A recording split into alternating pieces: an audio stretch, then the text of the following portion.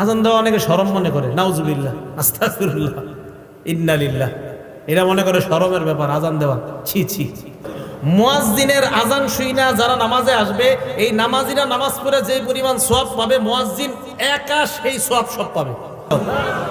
এই জায়গায় আপনারা আজান দিছেন বা এখন মোটামুটি প্রায় সময় দেন কারা কারা? মাশাআল্লাহ, হাত নামান।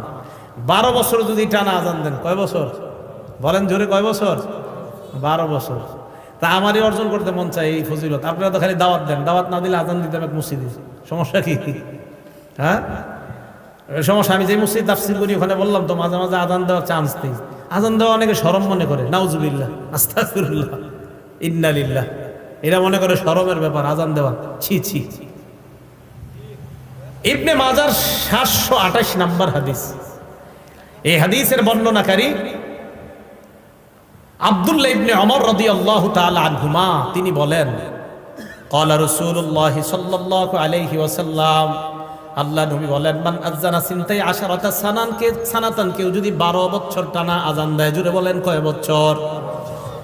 নবীজি বলেন, কেউ যদি টানা 12 বছর আজান দিতে পারে, ওয়াজাবাত লাহুল জান্নাত, তার জন্য আল্লাহর জান্নাত ওয়াজিব হয়ে যায়। কয় বছর? 12 বছর টানা আজান দিলে জান্নাত ওয়াজিব। আজান দিবেন তো? আজানের ফজিলত সবাই সবাই, ইমাম সাহেবরাও চেষ্টা করেন, খতিব সাহেবরাও চেষ্টা করেন, উলামায়ে কেরাম যারা আছেন মাঝে মাঝে ফজিলত তো আমগো দরকার আছে। এই সাধারণ জনগণ লম্বা গলা দিয়ে আল্লাহর কাছ থেকে রহমত দিব, তা আমরা হুজুররা কি করবো? আমাদেরও দরকার আছে ফজিলত। 9 নাম্বার। 10 নাম্বার, এটা আজীব এক ফজিলত। মুয়াজ্জিনের আজান শুইনা যারা নামাজে আসবে, এই নামাজিরা নামাজ পড়ে যে পরিমাণ সওয়াব পাবে, মুয়াজ্জিন একা সেই সওয়াব সব পাবে। তবরানী শরীফ 2 নম্বর খন্ড 288 নম্বর পৃষ্ঠা।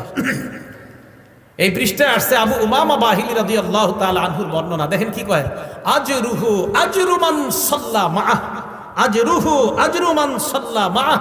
মুয়াজ্জিনের প্রতিদান ওই পরিমাণ যেই পরিমাণ মুসল্লি তার সাথে নামাজ পড়েছে, তারা যেই পরিমাণ সওয়াব পাবে, মুয়াজ্জিন ওই পরিমাণ সওয়াব আল্লাহর কাছ থেকে পাবে। তাহলে আজান আর দিন না, নাকি দিবেন? ইনশাআল্লাহ আজান সবাই দেওয়ার চেষ্টা করবেন, সহি শুদ্ধভাবে আলেমদের কাছ থেকে শিখবেন, শিখার পর আজান দেওয়ার চেষ্টা করবেন। আল্লাহ আজানের এই ফজিলতগুলা, ফাজাইলগুলা আমাদের সকলকে অর্জন করার তৌফিক দান করেন। তাহলে আজান দেওয়ার চেষ্টা আমরা ইনশাল্লাহ করব। চান্স দিব তো ইনশাল্লাহ? আসলে সত্যি করে মন থেকে বলেন তো, কাদের কাদের এখন মনে হইতেছে না ইনশাল্লাহ এই ফজিলতটা আমরা অর্জন করা দরকার? সত্যি সত্যি দরকার তো এই আমলটা কইরেন। দুনিয়ার শ্রেষ্ঠ কথা, হাইয়া আলাস সালাহ হাইয়া আলাল ফালাহ। আসো কল্যাণের দিকে, আসো নামাজের দিকে, এর চেয়ে আর উত্তম কথা আর কি হতে পারে?